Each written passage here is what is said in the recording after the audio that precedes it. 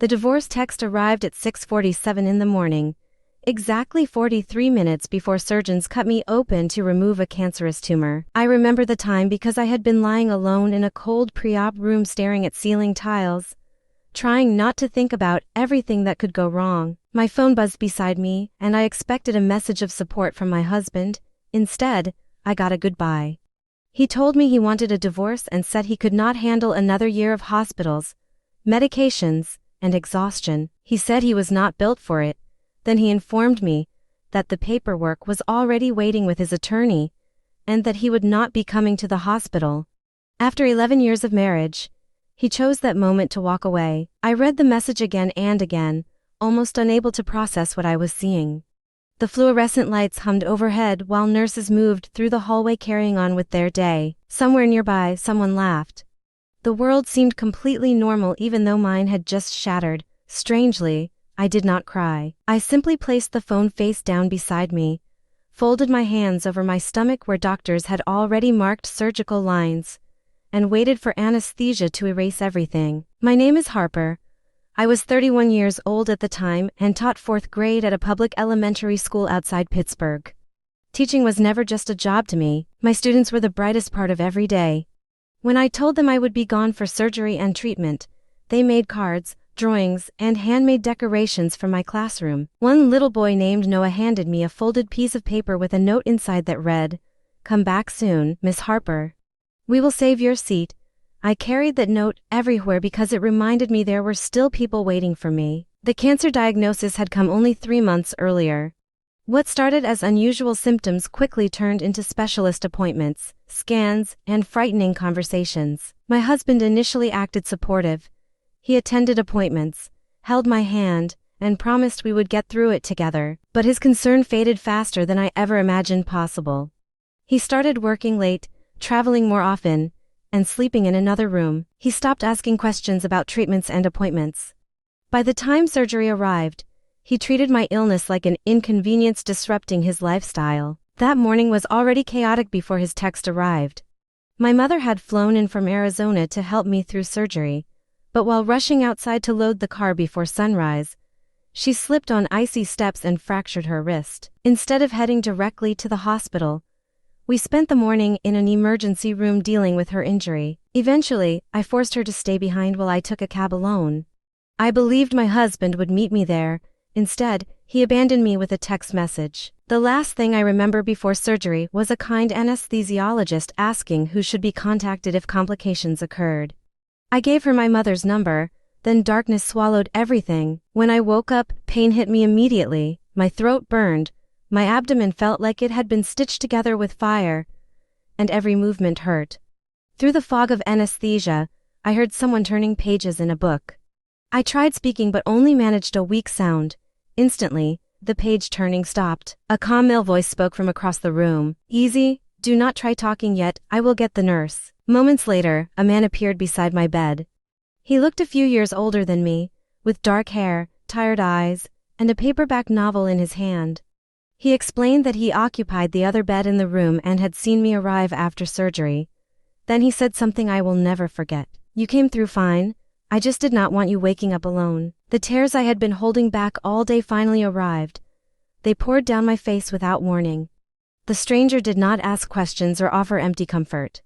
Instead, he quietly placed a folded napkin beside my pillow and returned to his side of the room, giving me privacy to fall apart. His name was Ethan. The hospital had assigned us to a shared recovery room because all private rooms were full. Ethan was recovering from surgery of his own and seemed remarkably calm despite being hospitalized. We talked throughout the evening, and somehow I found myself telling him everything. I told him about my diagnosis, my husband's text message, and my mother's injury. He listened without interrupting. When I finished, he simply shook his head and said that was more than enough bad luck for one person. The next morning, when my mother finally arrived with her arm and a cast, Ethan immediately offered her several books from a stack beside his bed. He joked that his family kept bringing novels faster than he could read them. My mother accepted them politely, but later she leaned toward me and whispered something unexpected. "Honey, that man is not who he says he is." I laughed and dismissed it. Ethan had told me he occasionally taught university classes, and I assumed that explained everything. My mother, however, remained unconvinced. Unfortunately, my medical news worsened. Doctors informed me that the cancer was more aggressive than expected and that chemotherapy would begin within weeks.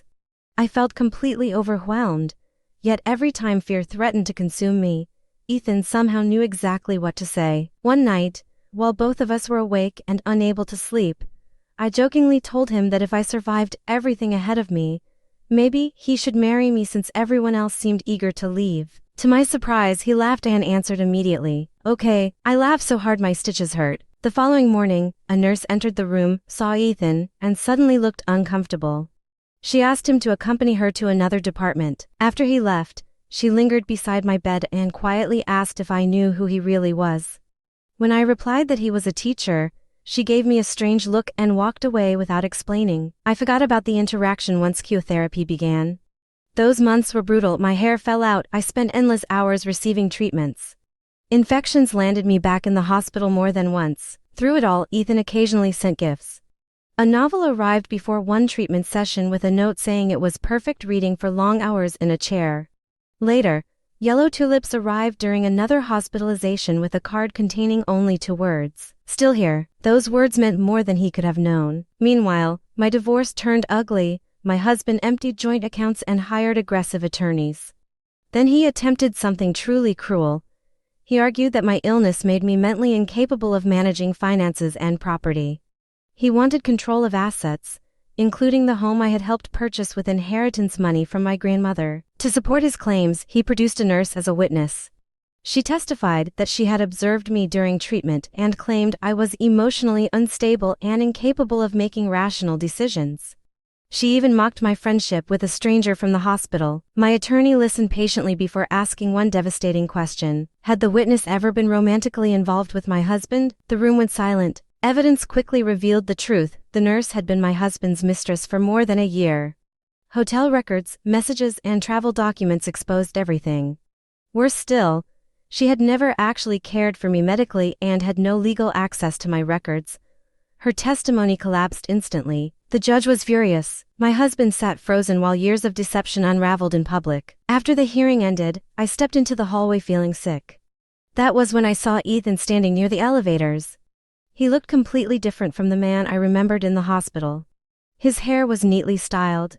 He wore an expensive charcoal suit, and several people nearby clearly recognized him. That afternoon, I finally learned the truth. Ethan was not merely a teacher. He taught one university seminar each year, but his primary role was running a massive family foundation.